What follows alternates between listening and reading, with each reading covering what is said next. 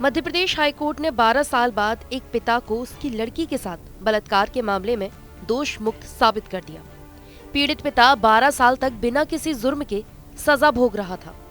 Madhya Pradesh high court के 2 जजों की पीठ ने पीड़ित पिता को तुरंत रिहा करने का आदेश दिया है। 12 साल पहले एक लड़की ने अपने ही पिता पर बलात्कार करने के झूठे आरोप लगाए थे।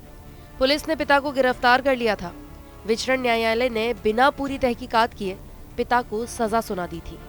आज से लगभग 12 साल पहले भोपाल में एक लड़की ने थाने में एफआईआर दर्ज करवाई थी कि उसके पिता ने ही उसके साथ 2 बार बलात्कार किया है।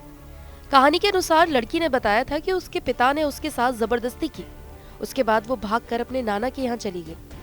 नाना के यहाँ से जब वो लौट कर आई तब फिर उसके पिता ने उसके साथ जबरदस्ती की। उस समय फरियादी लड़की की उम्र 15 साल थी। लड़की की शिकायत के आधार पर पुलिस ने लड़की के पिता को हिरासत में ले लिया था। ट्रायल कोर्ट के सामने जब ये मामला आया तो अदालत ने पिता को उम्र कैद की सजा सुना दी।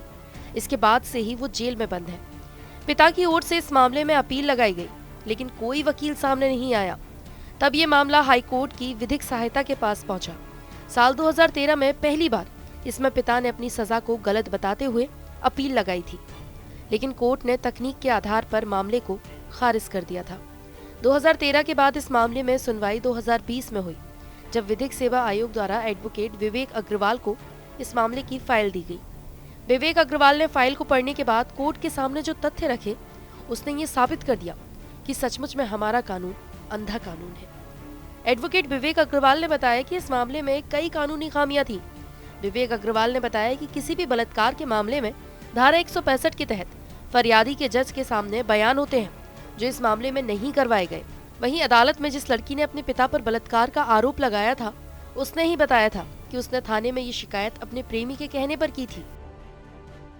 माननीय विचारण न्यायालय भोपाल की जो कोर्ट थी, उसने उस अभियुक्त आरोपी को आजीवन कारावास की सजा से दंडित किया।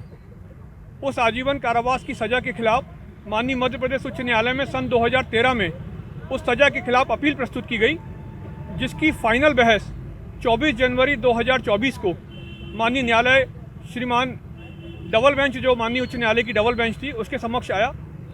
उसमें मेरे द्वारा माननीय उच्च न्यायालय के समक्ष अपना जो बहस है वो रखी गई, और उसमें मैंने माननीय न्यायालय को ये बताने की कोशिश की कि ये पूरा प्रकरण झूठा है, और जहाँ तक कि इस प्रकरण में जो प्रोसिक्यूटिक्स है, जो अभियोक्ति है, जिसने अपने पिता के खिलाफ आरोप लगाए थे, उसने ये कहा था कि ये जो भी मैंने अपने पिता के खिलाफ आरोप लगाए हैं, वो मैंने अपने एक प्रेमी जिसके साथ उसका लव रिलेशन था, उसके कहने पे लगाए हैं।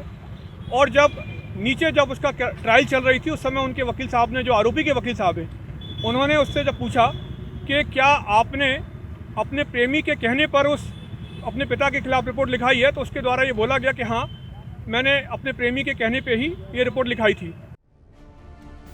हालांकि इस मामले में जिन लोगों की वजह से एक बेगुनाह को 12 साल तक जेल में रहना पड़ा, उनके खिलाफ कोर्ट में कुछ भी नहीं कहा गया।